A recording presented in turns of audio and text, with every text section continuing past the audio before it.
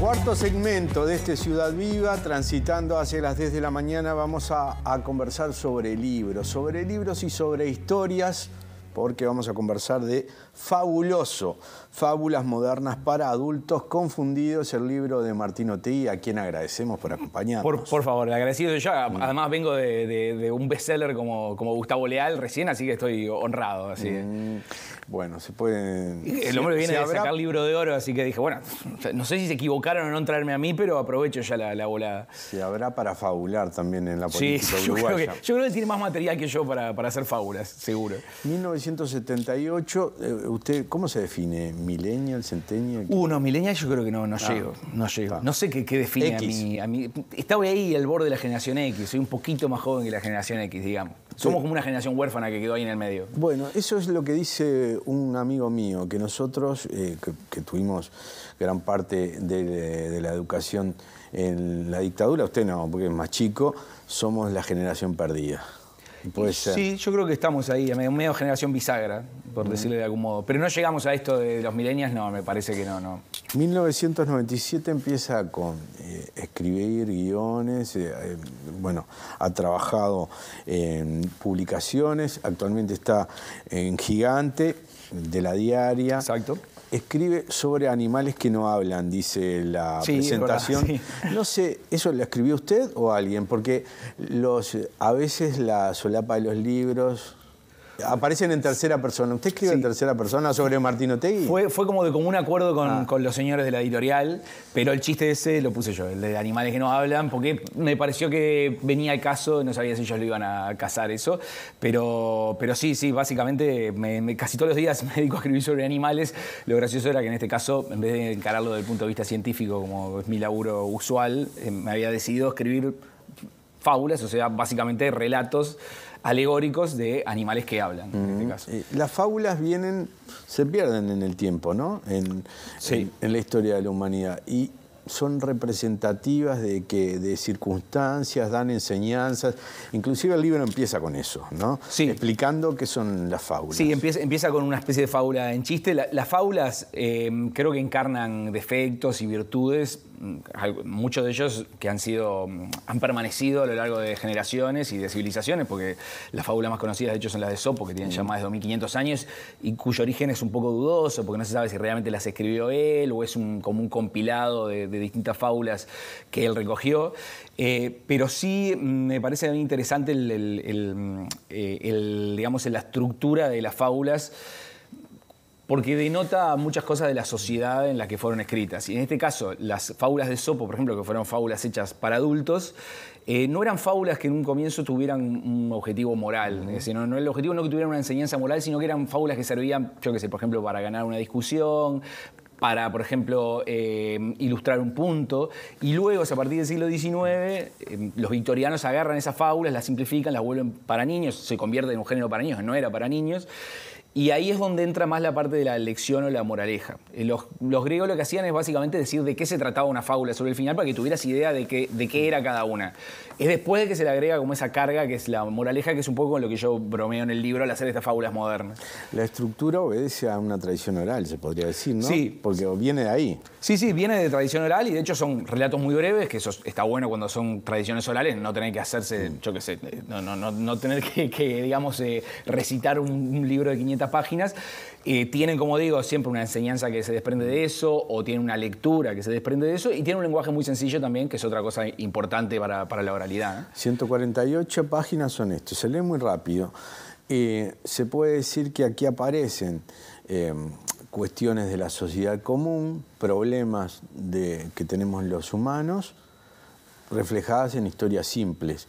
¿Por qué se eligen los animales como representantes de la humanidad, en este caso, y los problemas? Porque algunas verdades es más cómoda no decirlas directamente, creo yo. Entonces, a nivel de fábulas, si uno, en cierta forma, uno suaviza si usa objetos inanimados, que es otra cosa que usa las fábulas, o usa animales palitos para decir algo, o como los palitos que aparecen allí.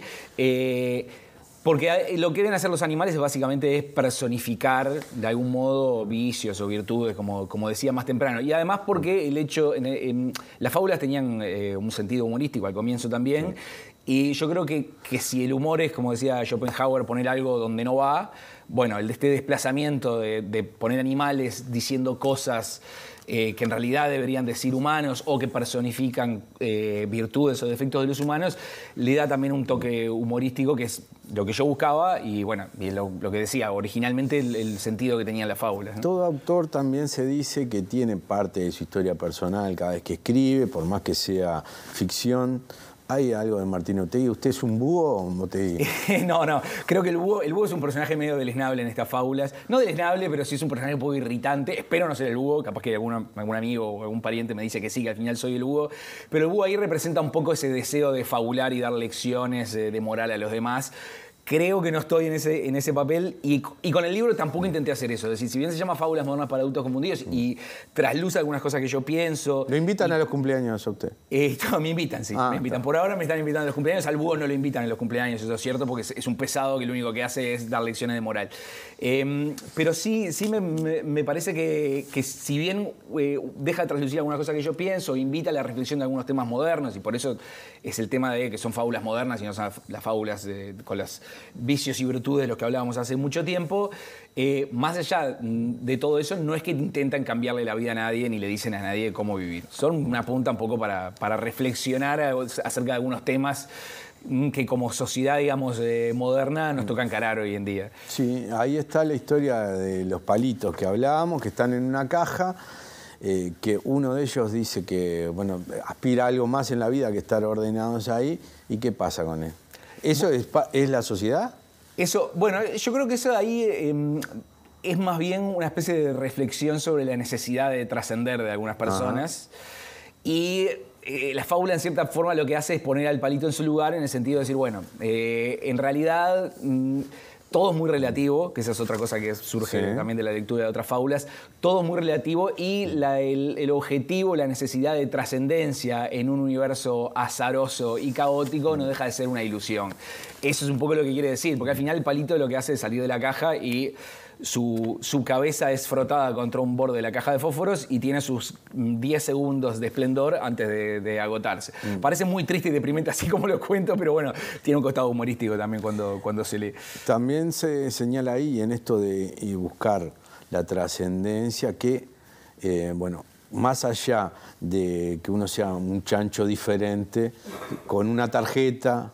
con efectivo le pueden encontrar el precio. ¿Cómo es eso? Sí, eso también ese es uno de los pocos casos de reversión de fábulas, porque estas son fábulas originales, pero hay 2 o 3 que dije, bueno, voy a reversionar o cuentos o fábulas y decidí agarrar la de los chanchitos y bueno, contar un poco cuáles serían las motivaciones del lobo hoy en día y qué representaría el lobo, y el lobo vendría a ser básicamente el especulador financiero. Entonces es básicamente eso, los 3 chanchitos que dicen, intentan conseguir su casa, pero que al final del día van a quedar a merced del lobo, hagan lo que hagan, incluso aunque construyan su gran casa con grandes ladrillos y muy fortificada y con alarma. Ayer en este canal, en MB Noticias, hicieron un informe, Julieta Núñez Thomas, sobre el endeudamiento de los uruguayos. 1 millón de uruguayos están endeudados. Bueno, capaz que tienen que leerla. Sí, algo de eso hay. Hay muchas fábulas que tienen que ver con la parte económica y cómo al final casi todos terminamos enganchados. O bueno, o terminamos, como decía yo, a merced de alguien que es el que cuenta la plata y que la distribuye. Hay algunas que son casi tétricas, le digo. Esta, por ejemplo, sí, mire la moraleja. Solo se conoce el verdadero valor de los demás descubriendo su interior, especialmente si se ponen huevos de oro. ¿Qué quiere decir? ¿Lo tiene que abrir? Sí, eso es una reflexión sobre otro cuento, que es el famoso cuento de la gallina y los huevos de oro. Y lo único que intenté ahí fue darle una vuelta a tuerca, como diciendo, ok, a veces la curiosidad y abrir a la gallina para ver qué hay adentro puede redituar. Pero también habla de los especuladores financieros, porque en este caso el que gana la fábula es el empresario, básicamente. Sí, esto que decías recién de que algunas finales son tétricos, bueno, eso es porque intenta mantener el espíritu original de la fábula. Las fábulas eran crueles, las fábulas originalmente. Más allá de que las fábulas victorianas siguen siendo crueles, hay como una suerte de pátina para hacerlas un poco más infantiles, en realidad son un reflejo de un tiempo, como era el tiempo de los griegos, que era bastante cruel y violento. Y yo quise mantener algo de ese espíritu, pero adaptarlo un poco a los tiempos modernos y pensar en que, bueno, quizá los verdugos han cambiado un poco de forma hoy en día, pero siguen estando ahí. ¿Está funcionando bien el libro? Se está vendiendo, es un libro, ¿no? Digamos, no es una serie de Netflix en que uno diga, uy, cientos de miles de personas leyeron. Acá los libros siguen teniendo un lugar bastante marginal, no es que se vendan muchísimo. Dentro de todo va bastante bien, por lo que me enteré o por lo que supe. Pero claro, no espero meter un bestseller de 10 ediciones con Fabuloso. Me quedo contento con que alguna gente lo lea, se divierta y reflexione un poco también con el libro. Del humor, lo incorrecto que tiene que ser el humor, de no poner las cosas en un lugar diferente, está lo de la hiena incorrecta, que también tiene que ver con ese esgrima de discursos que hay hoy, ¿no? De la incorrección y cómo roza a veces con... Exacto. Tiene que ver con el tema de la incorrección política y el humor incorrecto, que es un debate que hoy se da mucho, pero que a mí me agota un poco, porque es un debate en que los dos lados los ha comenzado a usar gente con la que no me quiero identificar. Entonces, cuando se habla de humor políticamente correcto, humor políticamente incorrecto, uno dice, bueno, no, sí, el humor tiene que ser políticamente incorrecto, porque uno lo que cree es que el humor tiene que sacudir las estructuras, pero después cuando ves que, no sé, por ejemplo, los evangelistas o el Pastor Márquez o Mercedes Vigil agarran la bandera del humor políticamente incorrecto y dicen, no hay que ser políticamente incorrecto, y dice, bueno, no, empiezo a dudar de esto. No sé si quiero estar en esta batalla que se dio, no sé si quiero estar de un lado o del otro, prefiero mirarlo a veces un poco de un costado un poco más neutral, y eso es lo que le pasa a la hiena en esta fábula. La hiena viene a personificar en realidad lo que ocurre con muchos humoristas, que se ven ahí en un debate en el que no quieren entrar en el medio, y a veces en ese fuego cruzado la quedan ellos cuando otras personas les adjudican intenciones que iban más allá de la que ellos tenían, que básicamente la intención de un humorista sobre todo es hacer reír. Muchísimas gracias por acompañarnos. Fabuloso, que además tiene ya... bueno, es muy autocomplaciente con el mismo, el libro este. Se llama Fabuloso. Sí. Dice Fabuloso. Fue discutido también eso, porque me sonaba la voz de Jaime Ross a mí diciendo Fabuloso y no estaba seguro. Pero bueno, era un libro de fábulas, venía bien ponerle Fabuloso.